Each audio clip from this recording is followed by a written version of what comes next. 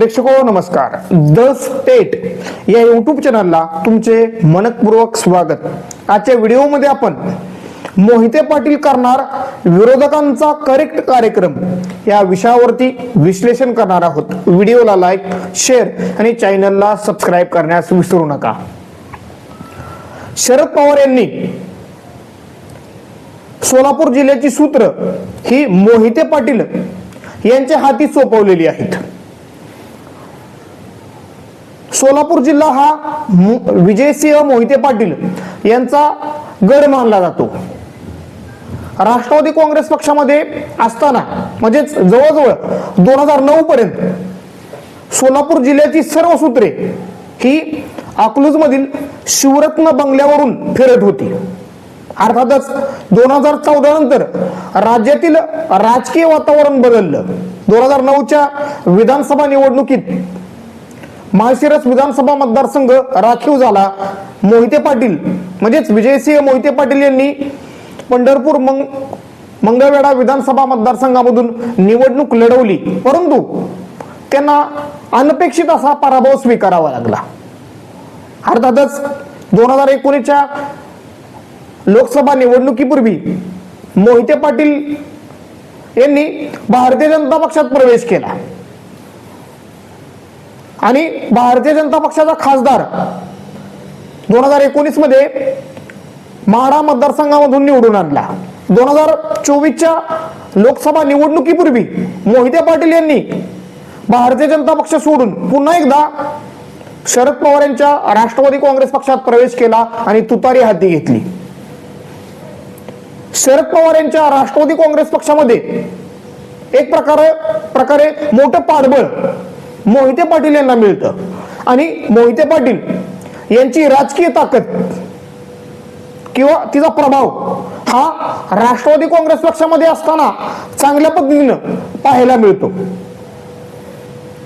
म्हणजेच जोपर्यंत म्हणजे 2009 पर्यंत राष्ट्रवादी काँग्रेस पक्षाची सत्ता म्हणजेच काँग्रेस राष्ट्रवादीची सत्ता जोपर्यंत राज्यामध्ये होती, तोपर्यंत सोलापूर जिल्ह्यामध्ये राष्ट्रवादी काँग्रेस पक्षाचं जे तिकीट वाटप असेल त्यामध्ये जिल्हा परिषद, पंचायत समिती किंवा विधानसभेचं, त्यामध्ये विजयसिंह मोहिते पाटील यांची भूमिका ही निर्णायक असायची.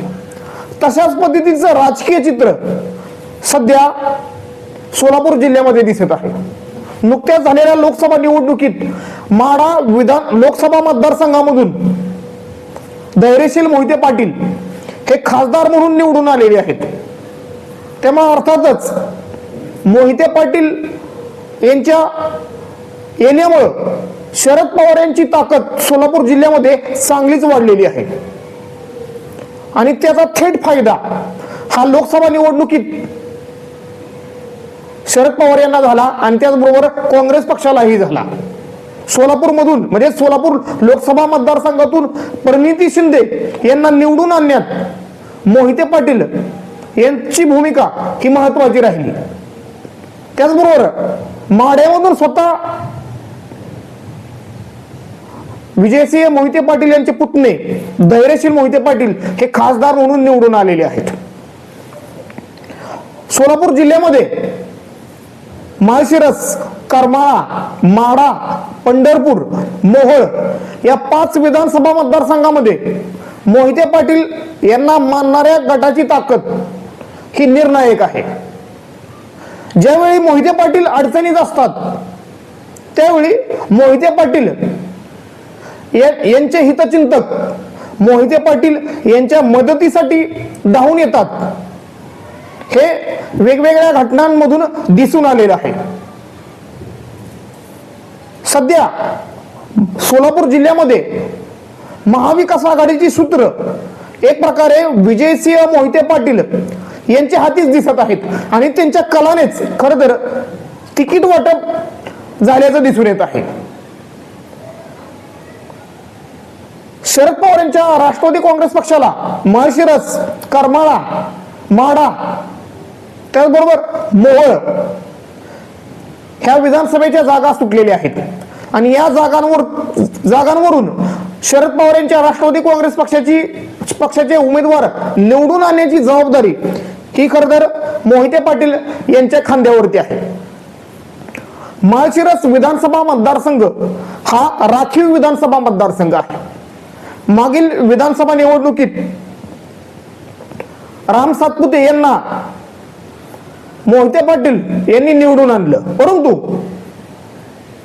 मोहिते पाटील यांचे माळशिरस मधील पारंपरिक विरोधक उत्तम जानकर यांनी लोकसभा निवडणुकीत धैर्यशील मोहिते पाटील यांना पाठिंबा दिला आणि मोहिते पाटील यांच्याशी असणारा संघर्ष त्यांनी मिटवता घेतला. त्यामुळं माळशिरस विधानसभा मतदारसंघामधून मोहिते पाटील यांनी उत्तम जानकर यांना उमेदवारी दिलेली आहे. मोहिते पाटील गट आणि उत्तम जानकर यांचा गट एकत्र आल्यामुळं अर्थातच माळशिरस विधानसभा मतदारसंघामध्ये उत्तम जानकर यांची बाजू ही बळकट वाटत आहे. 1 लाखापेक्षा अधिक मताधिक्यानं उत्तम जानकर यांना निवडून आणायचंच असा इरादा मोहिते पाटील गटाचे किंगमेकर म्हणून ओळखले जाणारे जयसिंह मोहिते पाटील यांनी व्यक्त केलेला आहे. त्याचबरोबर करमाळा विधानसभा मतदारसंघामध्ये मोहिते पाटील यांनी आणि शरद पवार यांनी माजी आमदार नारायण पाटील यांना उमेदवारी दिलेली आहे. माजी आमदार नारायण पाटील हे मोहिते पाटील गटाचे समर्थक म्हणून ओळखले जातात. नारायण पाटील यांनी लोकसभा निवडणुकीत शरद पवार यांच्या राष्ट्रवादी काँग्रेस पक्षात प्रवेश केला. अर्थातच नारायण पाटील यांना निवडून आणण्यासाठी स्वतः मोहिते पाटील मोर्चे बांधणी करत आहेत. नारायण पाटील यांच्यासाठी त्यांनी माजी आमदार जयवंतराव जगताप आणि माजी आमदार नारायण पाटील या 2 गटांना करमाळ्यात विधानसभा मतदारसंघामध्ये एकत्रित आणलेलं आहे. त्यामुळे अर्थातच करमाळा विधानसभा मतदारसंघामध्ये माजी आमदार नारायण पाटील यांची बाजू ही वरचढ वाटत आहे. मागील विधानसभा निवडणुकीत माजी आमदार जयवंतराव जगताप यांच्या गटाने संजय मामा शिंदे यांच्यासाठी काम केलेलं होतं, परंतु यावेळी माजी आमदार जयवंतराव जगताप यांनी नारायण आबा पाटील यांना पाठिंबा दिलेला आहे. अर्थातच जयवंतराव जगताप यांनी नारायण आबा पाटील यांना पाठिंबा दिल्यामुळे अर्थातच संजय मामा शिंदे यांची अडचण मात्र वाढलेली आहे. संजय मामा शिंदे आणि बबनदादा शिंदे हे मोहिते पाटील यांचे पारंपरिक विरोधक म्हणून ओळखले जातात. राष्ट्रवादी काँग्रेस पक्षामध्ये एकत्र असताना शिंदे बंधू आणि मोहिते पाटील यांच्यामध्ये अंतर्गत संघर्ष मोठ्या प्रमाणात पाहायला मिळत होता आणि या संघर्षाला कंटाळूनच मोहिते पाटील यांनी खरतर भारतीय जनता पक्षामध्ये प्रवेश केलेला होता. सध्या संजय मामा शिंदे हे अपक्ष उमेदवार आहेत.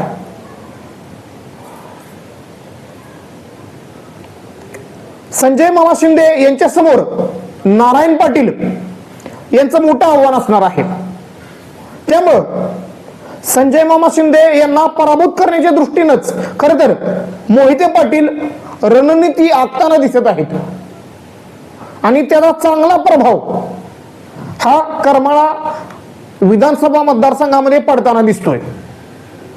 नुकत्याच झालेल्या लोकसभा निवडणुकीत करमाळा विधानसभा मतदारसंघामधून धैर्यशील मोहिते पाटील यांना चांगलं मताधिक्य मिळालं. त्यामुळे अर्थातच करमाळा विधानसभा मतदारसंघामध्ये शरद पवार यांच्या राष्ट्रवादी काँग्रेस पक्षासाठी आणि एकंदरीत नारायण पाटील यांच्यासाठी अनुकूल असं राजकीय वातावरण आहे. उत्तम जानकर आणि नारायण पाटील हे 2 धनगर समाजाचे दिग्गज नेते मानले जातात. त्यामुळं या 2 मतदारसंघामध्ये धनगर समाजाचे मतदान ही मोठ्या प्रमाणात आहे. ते मतदान त्यामुळं महाविकास आघाडीच्या बाजूनं वळणार आहे आणि त्याचाही चांगला फायदा हा इतर मतदारसंघामध्ये शरद पवार यांच्या राष्ट्रवादी काँग्रेस पक्षाच्या उमेदवारांना होणार आहे. त्याचबरोबर तिसरा मतदारसंघ आहे तो म्हणजे माढा विधानसभा मतदारसंघ.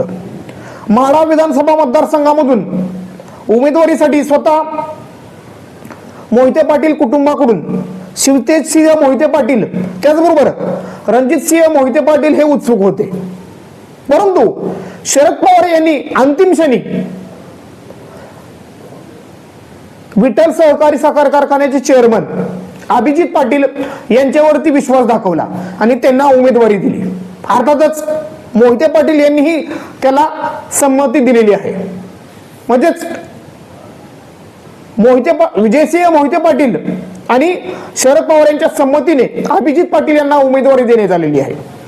माळशिरस तालुक्यातील 13 गावे ही माढा विधानसभा मतदारसंघामध्ये येतात आणि त्या 13 गावांमध्ये उत्तम जानकर आणि मोहिते पाटील यांना मानणारा मतदार वर्ग हा मोठ्या प्रमाणात आहे. त्याचा थेट फायदा अभिजित पाटील यांना होणार आहे. त्याचबरोबर पंढरपूर तालुक्यातील 42 गावांचा सुद्धा या मतदारसंघामध्ये समावेश होतो. तर माढा तालुक्यातील 78 गावांचा या मतदारसंघात समावेश होतो आणि पंढरपूर मधील 42 गावांमध्ये सुद्धा मोहिते पाटील यांचा गट हा कार्यरत आहे. त्याचा चांगला फायदा हा अभिजित पाटील यांना होऊ शकतो. अभिजित पाटील यांच्याबरोबरच शरद पवार यांच्या राष्ट्रवादी काँग्रेस पक्षाकडून माढा मतदारसंघामधून उमेदवारी मिळवण्यासाठी अनेक नेते इच्छुक होते, परंतु अभिजित पाटील यांना उमेदवारी देण्यात आली. परंतु या इच्छुकांपैकी कोणीही खरतर बंडखोरी केलेली नाही. या सर्व नेत्यांना, या इच्छुक नेत्यांना एकत्र ठेवण्यात मोहिते पाटील यांना यश आलेलं आहे. बबनदादा शिंदे हे मोहिते पाटील यांचे पारंपरिक विरोधक म्हणून ओळखले जातात. बबनदादा शिंदे हे माढा विधानसभा मतदारसंघामधून सलग 6 वेळा निवडून आलेले आहेत आणि यावेळी त्यांनी रणजितसिंह शिंदे यांना उमेदवारी दिलेली आहे. रणजितसिंह शिंदे यांना शरद पवार यांच्या राष्ट्रवादी काँग्रेस पक्षाकडून तुतारी चिन्हावरती उमेदवारी मिळावी यासाठी बबनदादा शिंदे हे प्रयत्नशील होते, परंतु त्यांचे प्रयत्न यशस्वी झाले नाहीत. त्यामुळे अर्थातच बबनदादा शिंदे यांच्या समोर अभिजित पाटील यांचा मोठं आव्हान असणार आहे. अभिजित पाटील यांना निवडून आणण्यासाठी